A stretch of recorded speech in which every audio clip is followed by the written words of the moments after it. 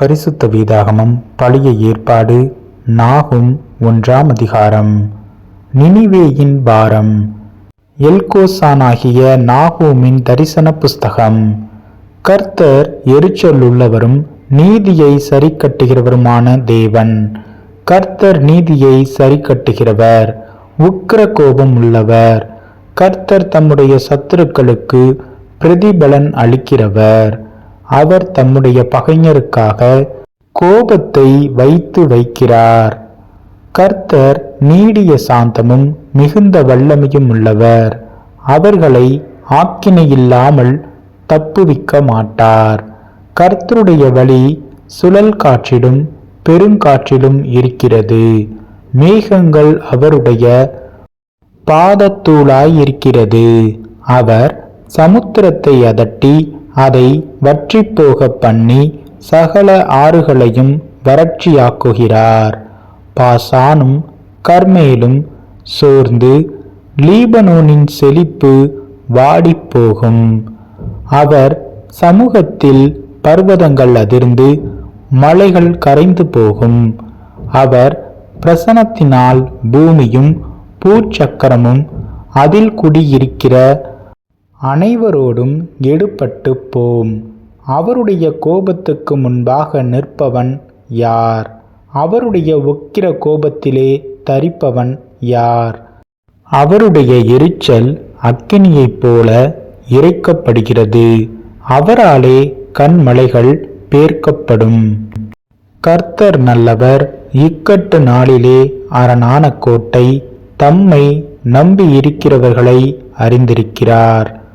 ஆனாலும் நினிவேயின் ஸ்தானத்தை புரண்டு வருகிற வெள்ளத்தினால் சர்வ சங்காரம் பண்ணுவார். இருள் அவர் சத்துருக்களை பின்தொடரும். நீங்கள் கர்த்தருக்கு விரோதமாக செய்ய நினைக்கிறதென்ன?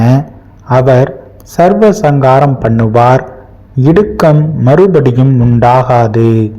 அவர்கள் சன்ன பின்னலாயிருக்கிற முட்செடிகளுக்கு ஒப்பாயிருக்கையிலும் தங்கள் மதுபானத்தினால் வெறிக்கொண்டு இருக்கையிலும் அவர்கள் முழுதும் காய்ந்து போன செத்தையைப் போல எரிந்து போவார்கள். கர்த்தருக்கு விரோதமாக பொல்லாத நினைவு கொண்டிருக்கிற துராலோசனைக்காரன் ஒருவன் உன்னிடத்திலிருந்து புறப்பட்டான். கர்த்தர் சொல்லுகிறது என்னவென்றால், அவர்கள் சம்பூர்ணமடைந்து அநேகராயிருந்தாலும் அறுப்புண்டு போவார்கள். அவன் ஒளிந்து போவான். உன்னை நான் சிறுமைப்படுத்தினேன், இனி உன்னை சிறுமைப்படுத்தாதிருப்பேன். இப்போதும் நான் உன் மேல் இருக்கிற அவன் நுகத்தை முறித்து உன் கட்டுகளை அறுப்பேன். உன்னை குறித்து கர்த்தர் கட்டளை கொடுத்திருக்கிறார்.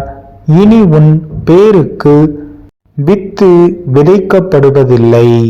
உன் தேவர்களின் கோவிலில் இருக்கிற வெட்டப்பட்ட விக்கிரகத்தையும் வார்க்கப்பட்ட விக்கிரகத்தையும் நான் நிர்மூலம் பண்ணுவேன். நீ கனவீனனானபடியால் அதை உனக்கு பிரேத குழியாக்குவேன். இதோ சமாதானத்தை கூறுகிற சுவிசேஷகனுடைய கால்கள் மலைகளின் மேல் வருகிறது. யூதாவே, உன் உடன்படிக்கைகளை ஆசரி, உன் பொருத்தனைகளை செலுத்து. துஷ்டன் இனி உன் வழியாய் கடந்து வருவதில்லை. அவன் முழுதும் சங்கரிக்கப்பட்டான்.